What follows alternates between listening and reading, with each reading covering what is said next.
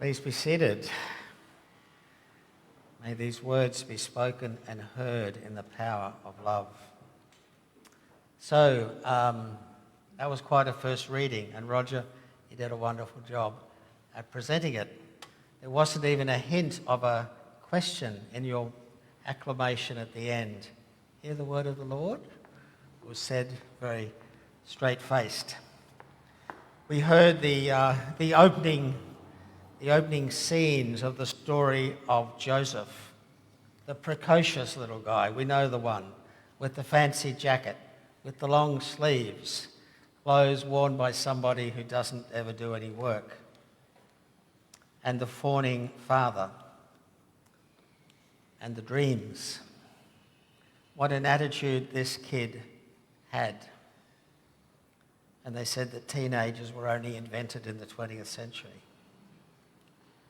In the Bible, Joseph's story actually stretches across 14 chapters, the book of Genesis. Excuse me. From chapter 37 right through to the end of the book, chapter 50. It makes up about a third of the whole book of Genesis. Joseph is clearly a topic of immense interest for the storyteller, the person who put together the book of Genesis clearly thought the story of Joseph was worth allocating a third of his essay word count just to that one tradition.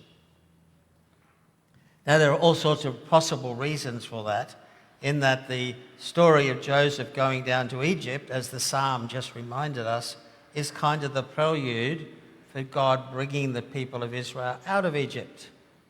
If they hadn't got down there wouldn't have been any Exodus story for them to tell. So we can understand at one level the tactical and strategic significance of this piece of tradition. And yet, we're not going to read, perhaps mercifully, we're not going to read chapter 38 and chapter 39 and 40 and 41 and 42 and 43 and 44. We are going to read a bit of 45 and then 46, 47, 48, 49, 50. We're not going to read any of that in church. So what is the lectionary committee doing to us? They've given us two very small bites of one very big cherry, as it were. And the first bite is basically the murderous scene where the older brothers conspire to get rid of the little sod, the dreamer.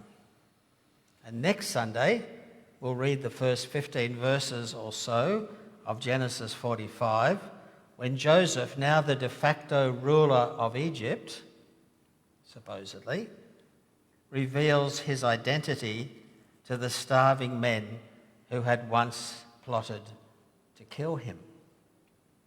Okay, we can understand why the lectionary committee has chosen those two pieces out of the Joseph story. They are the critical moments in the Joseph story. Without those two bits, the Joseph story wouldn't make sense. But where are we supposed to find the word of the Lord in material like that? The lectionary snippets do not do justice to the biblical text. And worse still, when read in church and then quickly passed over to do something else, to read from Romans or to hear the gospel or whatever, as if they're simply read in church, not commented on in some way, readings such as today and next week, not to mention several of the other readings we've had in recent weeks, affirm and validate violence and trickery and exploitation, particularly of women by powerful men. And indeed, by the time we get to the happy ending next Sunday in Genesis 45, Joseph has already been messing with his brothers' heads with a whole series of tricks and games worthy of both his father, who remember is the usurper, the trickster, and his younger teenage self. In a way, we would wonder whether Joseph ever truly gained any wisdom. The practical response to all this, I guess, is to recognise that if we're going to understand bits of the Bible like this, we need to read the whole chunk. But relax, I'm not going to do it to you this morning. But we do need to read Genesis 37 all the way through to 50 if we're to have any hope of hearing what the person who wrote that stuff was trying to say to us. They were not just providing a paragraph to be read in church 3,000 years later. They were telling a story, and we heard it in the first verse. This is the story of the family of Jacob. This was an important part of their, if you like, national and family history. And the spiritual fast food that we get as we drive through the Bible on Sunday morning at a church service isn't all that good for our spiritual diet. On the other hand, what they're trying to do is make sure we at least touch base to some extent with the great stories of our faith, with the great stories from the Old Testament. But as I've said, sometimes we need to actually take the time, we're all pressed for time, we need to take the time to actually watch the whole show and not just the trailer. And in church, we tend to get the trailer, the action bit that's been extracted, rather than the whole story. So do yourself a favour this week. Maybe when you go home from church this morning, get a nice cup of something, hot coffee, a scotch, whatever it is. Sit down and read all 14 chapters of the Joseph story. Better still, if you've got someone at home who's gullible, get them to read it out loud for you so you hear it and don't just look at it, looking at the text. It's a different thing to hear the story performed. So Jane, I think you're sitting pretty because you've got somebody with a great voice who would love to perform Joseph for you this morning, okay? You've got a job, Roger. And as you do that, ask yourself the question, so what is the Spirit saying to the church and to me through this story? All 14 chapters of the story. And the answers will differ. Let me suggest some you might come up with. You might notice, and I think this is what the Bible storyteller wants us to sense, that we should be aware of there's a bigger divine plan and that our lives fit in to a bigger divine plan. I'm sure that's what the writer of Genesis had in mind, and it's certainly what the Psalm writer had in mind. We might look at that story with all its bad bits and funny bits and loving bits, and we might notice that God is a God who weaves all the bits of our life together so it all ends up okay at the end. That's a Romans 8 kind of interpretation.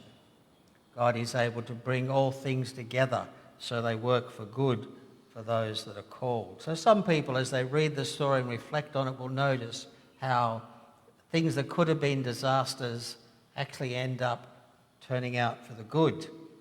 And indeed, at the end of the book, actually it's probably in chapter 45, when Joseph is finally revealing himself to his brothers and they're thinking, we are in deep doo-doos here, we're about to be sent to the slammer, Joseph actually says to them, don't berate yourselves. You intended me harm, but God used this for good. So that's one way of reading the Joseph story. Depending on what sort of family you come from, you might take some encouragement that dysfunctional families are actually quite common, quite normal, and even happen in the Bible, because this is certainly one dysfunctional family. You might notice that this is also a story about reconciliation of broken relationships. In the end, finally, Joseph and his brothers are indeed reconciled. Maybe that gives us hope when we're living and working with broken relationships. As you read the whole story, we might notice that this is actually a story not dissimilar to the blowing up of the port in Beirut on Tuesday. This is a story where the people who live in Palestine, in Canaan, have lost their food supply and they've gone down to Egypt because they've heard there's food in Egypt. These are refugees. These are people that have been struck by a natural disaster and they're going to their neighbours looking for help. And we might wonder whether Australians have an obligation to help our neighbours as they go through tough times, whether that's COVID or wider issues of violence and poverty. And certainly, I guess, we would notice as we did that, as we read the whole 14 chapters and thought about it, maybe discussed it with a friend, we'd certainly notice that Scripture is an amazing gift to us and an incredible spiritual asset. We don't get that from the fast food drive-through kind of lectionary extract that we typically get in a Sunday morning service. The meaning we see in the Scriptures will of course be contextual. It always is, and it always must be. It depends on who is reading the story, what's going on in their lives at the time, and who they're reading the story with, either actually with or who they're taking with them in their heart as they read the stories.